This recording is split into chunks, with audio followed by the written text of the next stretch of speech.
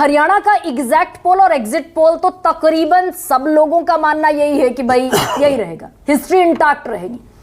ये national politics की churning के लिहाज से ये कैसे हम, क्या ये प्री मैच्योर है कि ना? कुल जमा 3 राज्यों में कांग्रेस की अभी सरकार है। फर्ज कीजिए हरियाणा भी फतेह कर लिया और 4 राज्यों में सरकारें आ गई, तो बीजेपी आज भी 13 पर खड़ी है, घटकर 12 पर आ जाएगी। देखिए, दो नारों से शुरू करता हूं। बीजेपी ने एक नारा दिया था एक जमाने में, कांग्रेस मुक्त भारत। तो कांग्रेस मुक्त भारत तो नहीं हो पाया, ये तो साफ दिखता है।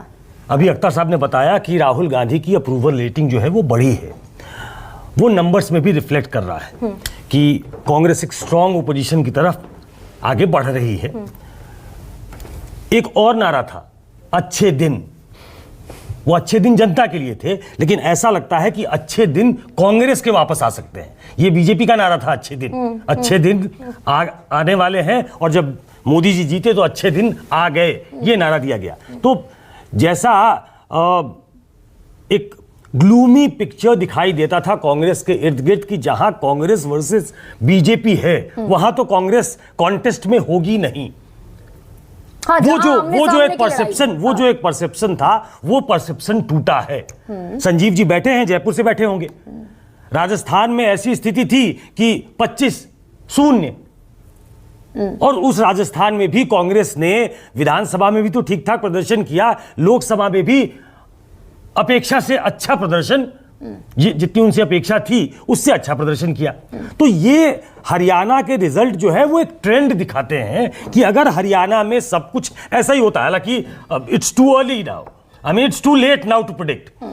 कल दोपहर तक सब कुछ साफ हो जाएगा, इसलिए हरियाणा की चर्चा छोड़ देते हैं। लेकिन हरियाणा डेफिनेटली एक ट्रेंड दिखाएगा कि हरियाणा में कांग्रेस की जीत उसको इम्बोल्डन करेगी। हरियाणा में कांग्रेस की जीत जो है वो उनके कार्यकर्ताओं को ऑन टोज लाकर खड़ा कर देगी। आप याद करिए, महाराष्ट्र में जहां कांग्रेस प्रमुख पार्टी के तौर पे लड़ी, रीजन वाइज अगर देखा जाए तो विदर्भा को कांग्रेस का गढ़ बताया जाता था पहले, वही विदर्भा कांग्रेस ने चुना, या वही उनके हिस्से में आया। वो 17 सीटें लड़े, 13 सीटें लोकसभा में जीते। तो ऐसे अगर आप देखेंगे तो महाराष्ट्र में न सिर्फ उनके कार्यकर्ता, और हाल फिलहाल में आप देख लीजिए, ये पहले बार बार राहुल गांधी जो कहते हैं कि हम भाजपा से सीख रहे हैं, तो भाजपा से ऐसा लगता है कि कुछ उन्होंने सीखा है। मैंने अपने आखिरी कल या परसों अपन ने एक प्रोग्राम किया था, इसमें मैंने कहा था कि जिस दिन 5 तारीख को वोटिंग है उस दिन राहुल गांधी महाराष्ट्र में शिवाजी की मूर्ति के अनावरण में जा रहे हैं। वो दलित के यहाँ एक सम्मेलन, कोई दलितों पे सम्मेलन है, उसमें हिस्सा ले रहे हैं। उसके बाद आज एक वीडियो आया है कि दलित के यहाँ वो भोजन पे निमंत्रित थे, वहां खाना खाने जा रहे हैं। तो वो अब ही looks to be in hurry. वो पहले जो रिलक्टेंस दिखता था राहुल गांधी में कि वो स्टॉप गैप लीडर दिखते थे कि कुछ दिन किया फिर नहीं किया, फिर कुछ दिन के लिए आगे बढ़े, फिर ब्रेक लग गया, तो वो नहीं दिखता। लेकिन क्या मैं ये कह रही हूं कि हरियाणा भी फर्ज कीजिए फतेह कर लिया कांग्रेस पार्टी ने।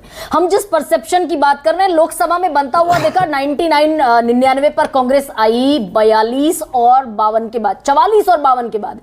क्या ये अभी भी प्री मैच्योर है कि भाई कुल जमा 4 राज्य हाथ होंगे कांग्रेस के? कुल जमा 4, बीजेपी अभी भी 12 पर खड़ी है। बहुत का अंतर है। 13 राज्यों में बीजेपी की अपनी सरकार है। अप्रूवल रेटिंग आपने सुनी 49%। हालांकि उससे मैं डिफर इसलिए करता हूं, कोई भी जो इनकम्बेंट पीएम होगा उसकी रेटिंग पहला अगर पूछा जाएगा तो पहला नाम प्रधानमंत्री का ही आता है, नरेंद्र मोदी का नाम पहले ही आएगा, तो वो ऑब्वियस तौर पे पहले चॉइस हो जाते हैं। लेकिन उसको कैचअप करना राहुल गांधी के लिए कि धीरे धीरे, जो पिक्चर में नहीं थे, योगेंद्र जी बेहतर समझाएंगे, वो पिक्चर में कहीं बैठते नहीं थे। लेकिन हरियाणा का रिजल्ट मुझे लगता है वो एक ट्रेंड दिखाएगा, महाराष्ट्र उसको कंसोलिडेट करेगा। दिल्ली अगर बीजेपी हार जाती है तो थोड़ा इस बात को और सीमेंटेड वो दिखाई देगा कि बीजेपी का हार का जो एक वो था वो शुरू हो गया है। वो आखिर में जब बिहार के चुनाव होते हैं उस समय आपको पता लगेगा कि क्या इसके नेशनल पॉलिटिक्स पे भी कोई रेमिफिकेशन इसके होंगे, कोई इंपैक्ट इसका होगा। एब्सोल्युटली। तो हरियाणा के बाद जम्मू कश्मीर, जिसकी अभी हाल फिलहाल में नेशनल टेलीविजन पर, नेशनल मीडिया में कम चर्चा है, लेकिन हरियाणा, जम्मू कश्मीर, उसके बाद महाराष्ट्र उसके बाद झारखंड, उसके बाद दिल्ली और फिर उसके बाद बिहार। झारखंड ही एक ऐसा गढ़वा, झारखंड ही एक ऐसा स्टेट है जिसमें यह कहा जा रहा है कि बीजेपी वहां जीत सकती है, क्योंकि नॉर्मल एक ट्रेंड रहा है कि एक बार बीजेपी एक बार नॉन बीजेपी की सरकार, जेएमएम की सरकार बनती है तो वहां एक फेयर चांस लगता है। लेकिन इस राइडर के साथ कह रहा हूं कि इस बार जो एसटी सीटें हैं वहां 5 में से एक भी सीट भाजपा नहीं जीत पाई है, तो वो एक डिस्टर्बिंग ट्रेंड झारखंड में